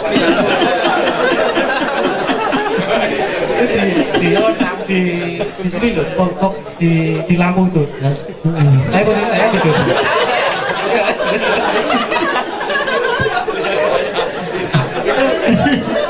Lihat cahaya di lampu. Tapi saat itu Ini serius, awas ini serius. Saat itu memang keadaan itu gelap gitu. Kan saya itu kan lampunya dimatiin. Tapi waktu saya melihat, waktu membuka mata saya itu, wah terangnya terang, amat sangat terang. Gitu ya. Kemudian waktu waktu melihat itu, badan saya gemetar semua. Saya masih ingat, tapi ingatnya itu ingat gimana gitu. Agak gimana gitu. Gimana itu? mungkin agak sengaja atau gimana sih, saya nggak ngerti. Tapi yang jelas itu badan saya gemetar semua. Kemudian ya udah saya tidur lagi gitu aja. Oh iya. Nah, dari cerita saya tersebut, Ya ini serius aja. mungkin Ustadz bisa menafsirkan atau gambarannya itu seperti apa gitu. Saya sampai sekarang ini terngiang-ngiang masalah seperti itu. Oh, subhanallah. Iya. Kan Assalamualaikum warahmatullahi wabarakatuh. Waalaikumsalam. Terima kasih Mas Abror. Tadi diingat-ingat ya, cahayanya di sini, bukan di sini. Tadi kan pertanyaan pertama adalah salah satu mimpi arti ya dari orang yang berkecukupan atau tidak berkecukupan. Mungkin bisa dicek ketika bangun tidur di dompetnya ada uang atau tidak. Yang pertama, singkat aja, mungkin nanti terus kedua, ketiga. Oh iya, nggak terasa ini waktunya habis. Oleh karena itu jawaban mungkin bulan depan semuanya. Ya, lewat SMS juga bisa. Bismillahirrahmanirrahim. Pertanyaannya itu memang betul sekali bahwa ada dalam kaidah tafsirul ahlamnya Ibnu Sirin itu salah satu tanda mimpi yang kredibel, mimpi yang bisa dipertanggungjawabkan, bisa dipercaya adalah mimpinya orang yang berkecukupan. Berkecukupan di sini bukan, jangan salah tafsir, yang dimaksud ini adalah mimpinya orang yang qanaah. Orang yang bebas dari kepentingan duniawi. Nah, itu memang benar-benar bisa dipertanggungjawabkan. Titik ya di situ ya. Berarti itu sebagai manusia yang sifat terbebas gitu ya? dari kepentingan duniawi. Qanaah. Iya, itu lebih bisa dipertanggungjawabkan. Sehingga orang-orang seperti saya malah tidak bisa dipertanggungjawabkan karena standar itu memang lumayan standar tinggi. Dalam istilah grade manusia. Karena ini ya? merupakan instrumen keimanan yang bermutu. Instrumen keimanan yang bermutu adalah manusia yang tidak punya terbebas lah dari kepentingan duniawi, sehingga yang terpikir dari dia adalah bagaimana nanti ibadah saya. Lintasan dia adalah lintasan antara khauf dan roja. Khauf itu adalah, ya Allah, saya telah banyak beribadah kepadamu, tapi apa betul ya ibadah saya engkau terima ya Allah? Saya masih kadang tidak ikhlas. Lagi seperti itu tiba-tiba dia bilang, tapi sebanyak apapun kesalahan saya, engkau kan maha pengampun. Engkau maha pengampun, tapi salah saya banyak. Lintasan itu terus menghinggapi orang tadi. Sehingga orang-orang seperti ini yang terpikir adalah hubungan dia dengan Allah. Dia sampai tidak kepikiran tentang aib-aib orang lain. Dia tidak kepikiran tentang masalah keduniaan yang menggelapkan kehidupannya. Nah, itulah orang qanaah. Selalu berhubungan dengan Allah. Orangnya tidak harus miskin, awas. Orangnya tidak harus miskin. Qanaah, zuhud dan sebagainya itu ada titik kesamaan. Walaupun kapan-kapan kita terangkan yang lebih detail, ada titik kesamaan. Zuhud itu tidak gila dunia. Namun zuhud itu tidak harus orang miskin. Kalau ada orang misalkan zuhud itu adalah bajunya jelek, kalau berjalan kemana-mana mau ngaji mau apa pakainya sandal, bahkan sandalnya saja nyari yang sudah bolong, terus tidak suka naik mobil dan sebagainya, itu bukan zuhud, itu kere.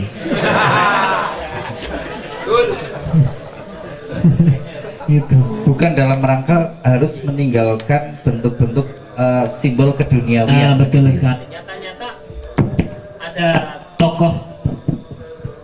tokoh-tokoh ulama yang dia terkenal dengan kezuhudannya, sebut saja Imam Syadzali, Imam Syadzali Syekh Abdul Qadir Al-Jalani, kemudian Imam Abu Hanifah, itu semua orang kaya itu, jangan dikira orang miskin. Tapi kekayaannya tidak menghalang-halangi dia kepada Allah. Sebab apa? Tidak ada rasa kepemilikan. Lebih baik orang punya segala sesuatu tapi tidak punya rasa memiliki, daripada orang tidak punya banyak hal tapi dia punya rasa memiliki. Rasanya memiliki. Contoh, digambarkan oleh beberapa orang ulama, mana yang zuhud antara orang yang di tengah-tengah istana, di mana dia istana yang ada di sekelilingnya, terus kemudian istri, anak dan sebagainya, tidak pernah masuk ke dalam hati untuk ia miliki. Semuanya adalah ia yakini merupakan titipan saja, sehingga kapan saja Allah ngambil silahkan, mau pakai cara apa saja, benar-benar itu masuk di dalam hatinya. Dibandingkan orang yang dia tidak punya apa-apa, kesehariannya cuma berzikir, awas, berzikir dan mancing. Pada saat dia mancing ikan, yang dia bayangkan kapan dapat ikannya, kapan dapat ikannya, kapan dapat ikannya, tapi nggak dapat. Mana yang lebih zuhud? Yang pertama. Baik, Pak. Oke, nah orang-orang yang akan mempunyai mimpi yang kredibel adalah orang-orang yang terbebas dari kepentingan duniawi. Kalau dia dakwah ya bismillahnya memang ibadah, kalau dia kerja ya bismillahnya ibadah, kalau dia punya mobil dan sebagainya sebatas titipan. Terbukti ketika diambil tidak ada rasa kesusahan, tidak mengurangi ibadah dia.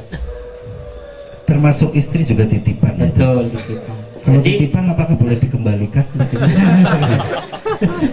Cukup, Dak, langsung ke Mas Andi. Kalau Mas Iwan titipan mau dikembalikan, kalau saya enggak lah, jangan dikembalikan. Ditambahi begitu. Mau dititipi lagi. Tadi Mas Andi menyampaikan tentang jenis mimpi melindur gitulah ya, kurang lebih dari biasanya ada perpindahan fisik antara dari tempat satu ke tempat yang lain, itu disebut dalam bahasa Inggrisnya melindur. Pernah dengar nggak jenis mimpi yang rep-repen gitu ya? Itu kalau bahasa Jawanya. Kalau bahasa orang negeri itu rep-repan lah, kurang lebih gitu. Nah, untuk jenis ngelindur ini biasanya kan ada satu gerakan, ada satu perpindahan biasanya begitu, atau pembicaraan juga yang tidak sadar. Atau dicek dulu ini mungkin ada yang ngelindur sampai sini. Ngelindur gitu ya. Yang pasti kalau tadi menyikapi pertanyaan Mas Andi, kalau di sana ada ajakan untuk bermaksiat, jelas ini langsung masuk kategori mimpi buruk. Jelas. Lalu kita fokuskan kepada masalah ngelindur. Ngelindur itu lebih dominan masuk dalam kategori kedua, yaitu merupakan bunga tidur. Itu masuk kadang-kadang alam bawah sadar manusia ya. Kita kemarin sudah bahas masalah gelombang alfa, theta dan juga sudah pernah kita bahas semuanya ya. Apabila manusia tertidur dalam sebuah kondisi memorinya kuat tentang apa, di dalam tidurnya akan mimpi itu, bahkan akan mempraktekkan itu. Tidak sedikit kan di kampung-kampung itu, misalkan orang yang suka, saking senangnya suka dengan burung dara itu, doro, lepean gitu, itu kalau tidur langsung banyak seperti itu. Enggak gitu, saking senangnya. Lalu terus kemudian sambil merem ada banyak, sambil merem ke depan rumah ambil jagung gitu disebar, biur, padahal tengah malam jam 2 biur gitu, sampai seperti itu. Kenapa? Itu adalah alam bawah sadar yang benar-benar kuat mengikat terhadap hobi dia, dan itu memang benar-benar ada dalam dirinya, menyatu dengan dirinya. Pas tidur tidak dinetralisir dengan zikir atau wudhu gitu ya, Tat ya. Sehingga meminimalisir ngelindur, jurus yang pertama adalah karena pada posisi kita sedang sadar begini kan namanya alam bawah sadar. Ketika tidur itu posisinya alam bawah sadar. Kalau kita sekarang alam sadar, jadi kritis, lebih kritis, kita bisa bertanya dan sebagainya. Pada posisi tidur itu alam bawah sadarnya kuat, sehingga persepsi apapun itu yang ada di situ numpuk, yang paling kuatlah itu yang, jadi yang sudah beristri cek suaminya tunggu ngelindurnya, kira-kira ngelindurnya menyebutnya siapa lah, itu patut dicurigai. Ketiga langsung Mas Abror tentang, saya akan mengkaitkan dulu dari yang pertama. Jelas Mas Andi tadi sudah jelas. Saya akan mengait pertama dengan yang kedua, yang ketiga, bahwa mimpinya orang yang netral, ya netral, terbebas dari kepentingan duniawi, ini termasuk mimpi-mimpi yang ditunggu oleh orang-orang yang istikharah. Ada kaitannya dengan sholat itu tadi. Sholat istikharah, kan tahu sendiri ya, sholat istikharah, sholat untuk memilih sesuatu atau sholat untuk mengetahui mana yang baik dari yang ada, yang dipilih. Saja misalkan dulu Mas Ikhwan ya, Mas Ikhwan ketika pas mau menikah calonnya itu ada 15 laki semua dilalah. Ya 14 laki-laki. Jadi pilihannya hanya satu sebetulnya. Begitu. Nah, istikharah itu fungsinya dua. Fungsi yang pertama adalah ingin tahu apakah yang menjadi pilihannya ini baik atau tidak, baik untuk dunianya, baik untuk akhiratnya, baik untuk ibadahnya, baik untuk agamanya atau tidak. Ini fungsi istikharah pertama. Fungsi istikharah kedua adalah untuk menyingkirkan atau menjauhkan siapa-siapa, apa-apa yang bukan haknya. Contoh, ada orang yang lamar itu, yang senang itu ada 4. Maka sholatlah istikharah. Kenapa sholat istikharah? Adalah ritual otomatik, amaliyah otomatik yang nanti akan membuat di antara orang 4 ini yang bukan hak kita akan minggir dengan sendirinya, yang asli haknya akan malah justru mendekat. Understand? Silakan mbak-mbak istikharah, kan mesti banyak yang milih jenengan. Kalau ada. Nah, udah sini. Nah, saya akan langsung masuk. Lah, kalau jawaban Allah itu kadang lewat mimpi. Syaratnya ketika orang istikharah, ini penting saya sampaikan, ketika orang istikharah tidak gandoli. Paham tidak gandoli, Bang ya? Tidak memihak. Jelas-jelas saya kepingin istikharah tentang A atau B, tapi dalam pikiran A atau B ya. Nek B ki ora lah, B ki wonge ngono, sing A wae A. Cuman aku nek istikharah kok malahan entuk sing B, ora. Nah, kan bahaya tuh. Nah, ini ribuan kali istikharah gak jadi. Maka yang dimaksud orang yang tidak punya kepentingan, orang yang tercukupi adalah tercukupi oleh Allah sebagai pemilih yang baik. Biarkan Allah yang memilih. Walaupun kita ada dominan ke A, tapi pada saat istikharah netral. Itu menjadi salah satu standar mimpi-mimpi yang bisa dipertanggungjawabkan. Nah, jawaban istikharah pertama kadang lewat mimpi. Ada 3 jawaban istikharah lewat mimpi. Yang nomor 2 lewat mimpinya orang lain. Ada beberapa teman yang makin dia istikharah tentang jodohnya, istikharah, sama sekali tidak memimpikan salah satu dari sekian banyak calonnya. Yang dia impikan adalah justru ibunya. Nah, terus kemudian dia datang ke luar Jawa, mendatangi ibunya, baru saja di pintu masuk sudah langsung bilang demikian ibunya.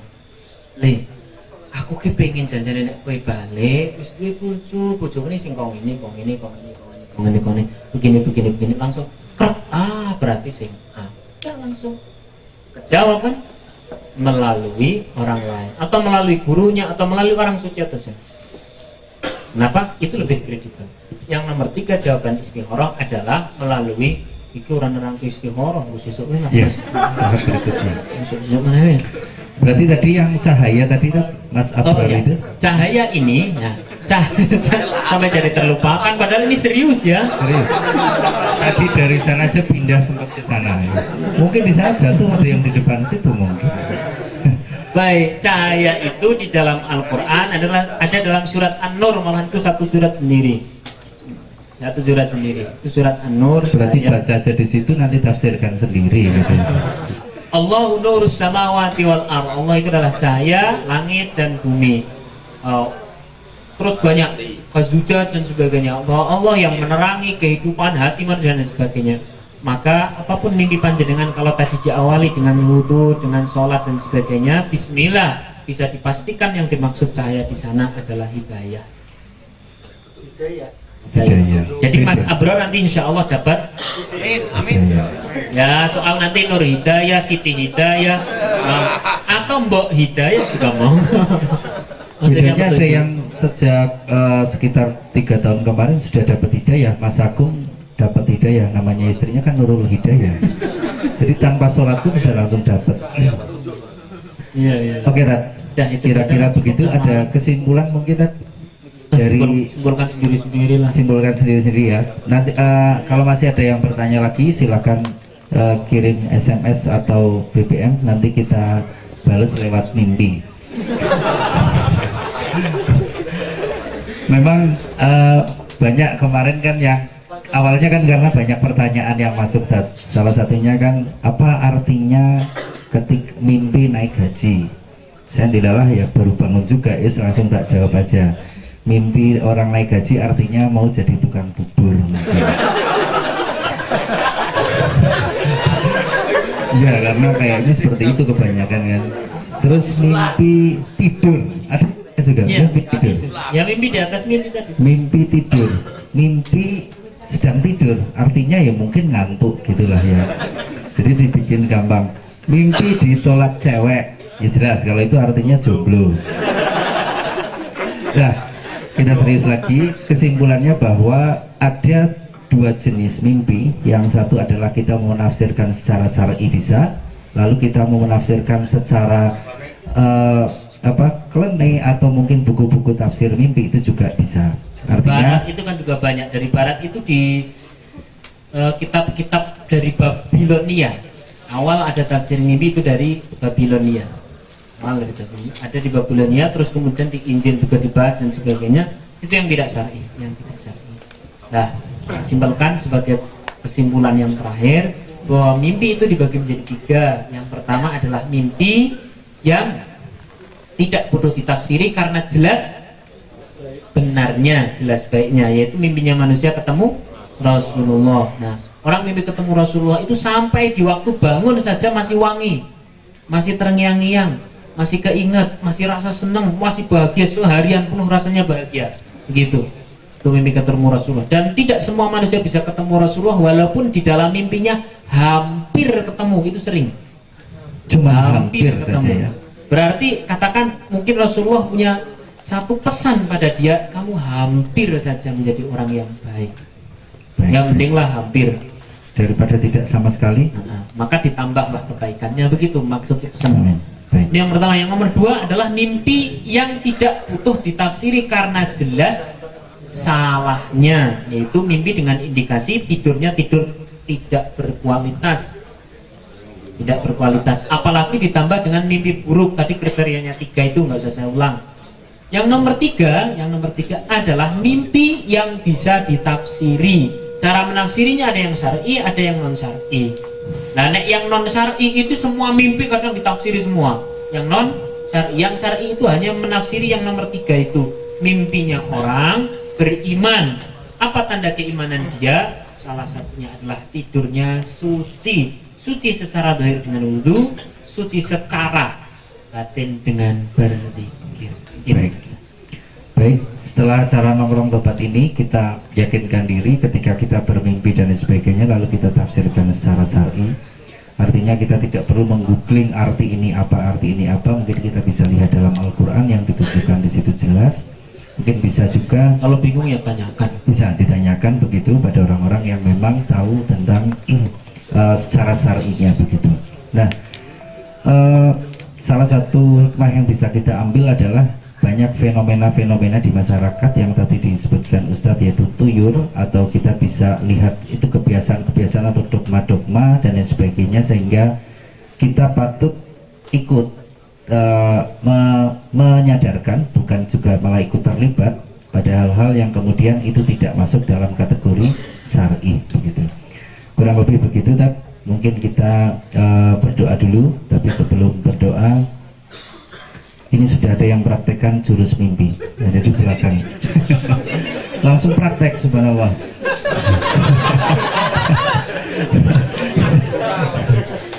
Ya, ada beberapa langsung pengen praktek mimpi ketemu Rasulullah. Ternyata di sana mimpi ketemu Abu Jahal. Setelah bangun kedua ganti Abu Lahab. Ya gitulah. Oke. Jelas sekali lah semuanya. Semoga pesannya yang paling jelas adalah ingat, sebelum tidur usahakan wudhu dulu itu minimal, syukur sholat. Atau yang paling males sebelum tidur pastikan berdoa. Kalau kepingin bisa bangun tahajud, jangan pernah ketiduran, alias tidurlah dengan sengaja dan menggunakan doa. Itu insya Allah terbebas dari banyak hal. Amin Allahumma. Baik. Kayaknya ada beberapa pengumuman. Sudah lah ya, cukup lah. Cukup. Pengumuman dari saya sih, siapa saja yang kepingin bermanfaat dari dari rekaman-rekaman ini mau ditulis jadi buku, daftar saja. Kalau ini yang ini langsung daftar pada saya, semoga nanti jadi buku. Itu kan lumayan, nanti saya perpanjang. Yang penting yang ini dulu ditulis, yang kemarin ditulis, nanti tak kasih MP3-nya, insyaallah. Itu siapa saja pokoknya itu. Oke. Terus kemudian di Santren Delik kita ini juga membutuhkan admin untuk sosial media. Siapa yang kepingin Twitteran, kepingin Facebookan tapi dapat gaji, itu saja. Dan dapat pahala. Insya Allah yang jomblo pun dapat jodoh. Gitu. Kalau ada. Kalau yang sudah dapat jodoh bisa apalagi itu kan? Nggak usah dibahas.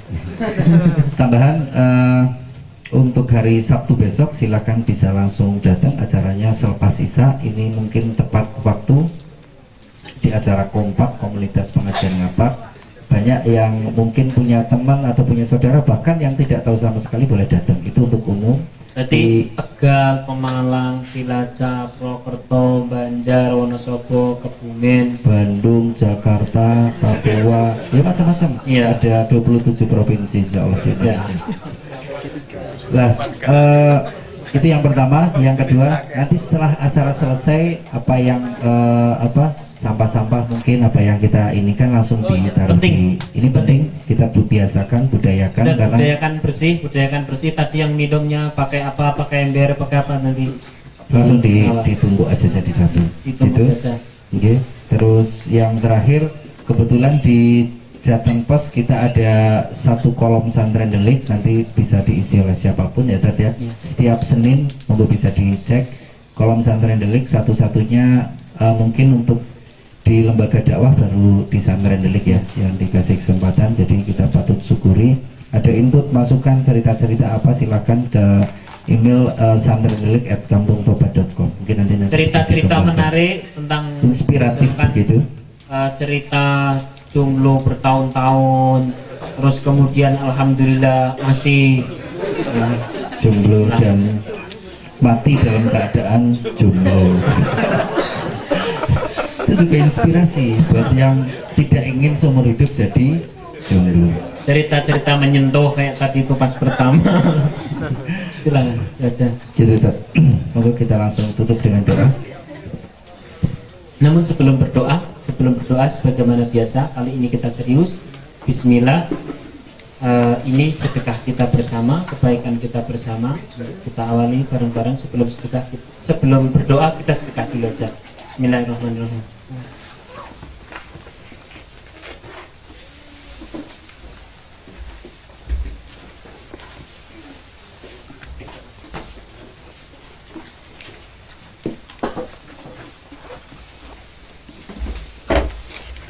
Langsung berdoa.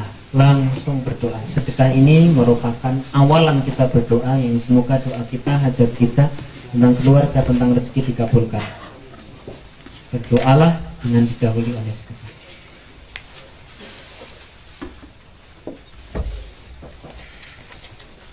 Langsung berdoa. Al-Fatihah. A'udzubillahi minasyaitonirrajim. Bismillahirrahmanirrahim. Alhamdulillahirabbil alamin. Rahmanirrahim. Maliki yaumiddin. Iyyaka na'budu wa iyyaka nasta'in. Ihdinas siratal mustaqim. Siratal ladzina an'amta 'alaihim ghairil maghdubi 'alaihim waladdallin. Amin. Alhamdulillahirabbil alamin hamdan yuwafi ni'amahu wa yukafi mazidah ya rabbana lakal hamdu كما ينبغي لجلال وجهك وعظيم سلطانك ربنا ظلمنا أنفسنا وإن لم تغفر لنا وترحمنا لنكونن من الخاسرين اللهم اجعلنا يا الله jadikan kami ya Allah, keluarga kami ya Allah, orang-orang dekat kami ya Allah, orang-orang yang kami sayangi ya Allah, orang tua kami ya Allah, saudara-saudara kami ya Allah, ya Rahman ya Rahim, orang-orang yang satu atap dengan kami, orang-orang yang setiap hari ya Allah berbuat baik pada kami ya Allah, ya Rahman ya Rahim, min ibadika shalihin, jadi hamba-hambamu yang salih-salihah ya Allah. Allahumma ja'alna ya Allah, dengan kesungguhan kami ya Allah kami berdoa, jadikan kami ya Allah, jadikan kami yang hadir di sini dan keluarga kami ya Allah, keluarga kami ya Allah, keluarga kami ya Allah, keluarga kami ya Allah, min ibadika syakirin, jadi hamba-hambamu yang selalu bisa bersyukur, sehingga kalau ada masalah cepat teredam karena tahu terima kasih ya Allah ya Rahman ya Rahim. Allahumma ja'alna ya Allah, jadikan kami ya Allah yang hadir di sini ya Allah dengan segenap ketidaktahuan kami, dengan segenap dosa-dosa kami, dengan segenap kelakuan-kelakuan kami ya Allah di masa lalu kami ya Allah. Ij'alna, jadikan kami min ibadika tawwabin, jadi hamba-hambamu yang Engkau ampuni dosa-dosa kami, dosa-dosa masa lalu kami, dosa-dosa ketidaktahuan kami, dosa-dosa yang pernah kami lakukan saat sendiri atau dengan seseorang, dosa-dosa yang sebenarnya membuat diri kami semakin hina. Sebenar-benarnya adalah diri kami orang yang hina, orang yang hina ya Allah. Engkaulah yang maha melihat setiap kelakuan-kelakuan kami yang sebenar-benarnya, ketika kami sendiri, ketika kami dengan seseorang, ketika kami dengan siapa saja. Engkaulah yang maha tahu tentang apa saja yang terbersit dalam pikiran dan hati kami, tentang keburukan-keburukan, tentang hal-hal hina dalam diri kami. Engkaulah yang mau memberikan banyak sekali nikmat kepada kami, kami gunakan nikmat itu justru untuk bermaksiat.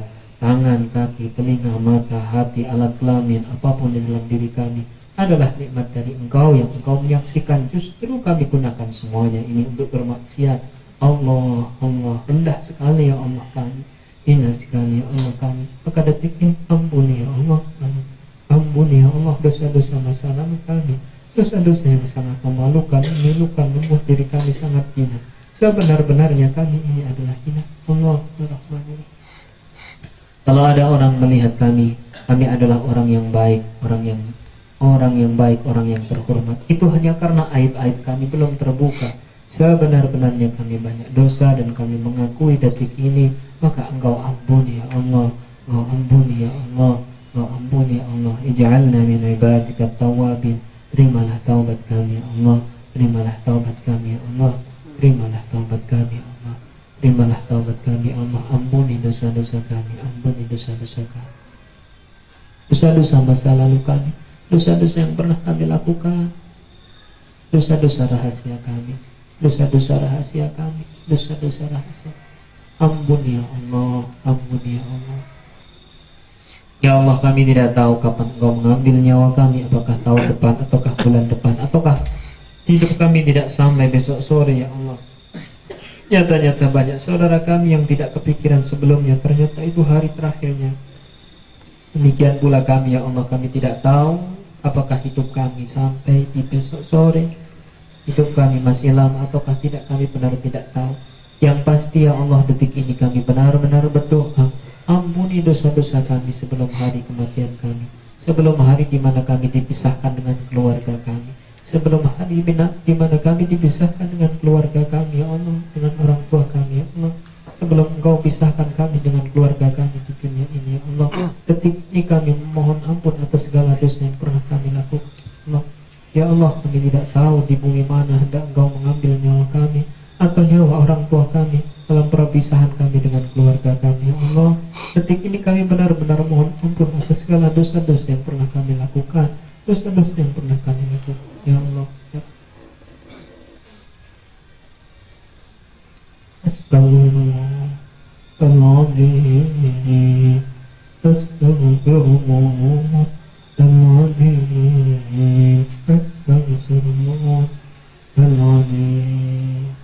Ya Allah, satu lagi permintaan kami, ya Allah. Kami tidak tahu kapan Engkau memisahkan kami dengan orang tua kami, ya Allah. Namun sebelum hari kematian kami datang, atau hari kematian orang tua kami datang, detik ini kami berdoa, beri kami kesempatan untuk bisa membahagiakan mereka, beri kami kesempatan untuk bisa menyenangkan mereka, beri kami kesempatan untuk bisa membuat orang tua kami tersenyum bahagia, ya Allah. Ibu kami, bapak kami, beri kami kesempatan untuk bisa membahagiakan, membalas budi baik bapak ibu kami. Oh, Rabbi firli, ampuni kami, wali walidayya, orang tua kami, warhamhuma sayangi, warhamhuma rahmati, warhamhuma rahmati sayangi. Jaga orang tua kami, bahagiakan hati orang tua kami, angkat kesulitan-kesulitan orang tua kami, bahagiakan hatinya, ya Allah, ya Rahman, ya Rahim. Kami tidak pernah tahu kapan Engkau pisahkan kami dengan orang tua kami. Yang pasti detik ini kami berdoa, sebelum hal itu datang, ya Allah, beri kami kesempatan untuk bisa membahagiakan mereka, sekedar membalas budi baik mereka, ya Allah, ya Rahman, ya Rahim. Allahumma ij'alna ya Allah min ibadikal mustajibin. Jadikan kami yang hadir di sini, Allah, jadikan hamba-hambamu yang Engkau kabulkan doa-doa kami. Silahkan berdoa sendiri-sendiri untuk urusan masing-masing.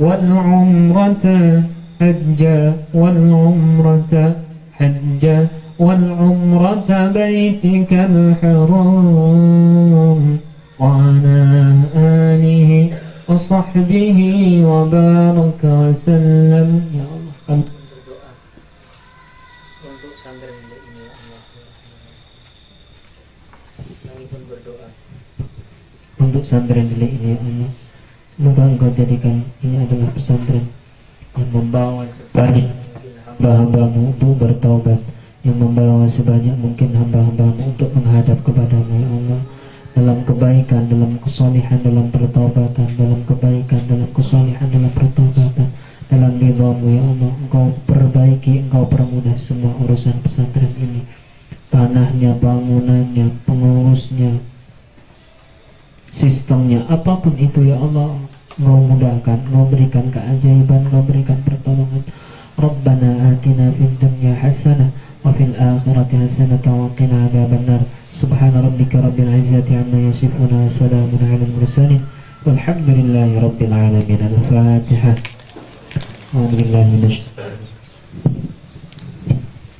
Alhamdulillahi rabbil alamin arrahmanir rahim maliki yaumiddin iyyaka na'budu wa iyyaka nasta'in ihdinas siratal mustaqim siratal ladzina an'amta 'alaihim ghairil maghdubi 'alaihim waladdallin. Amin.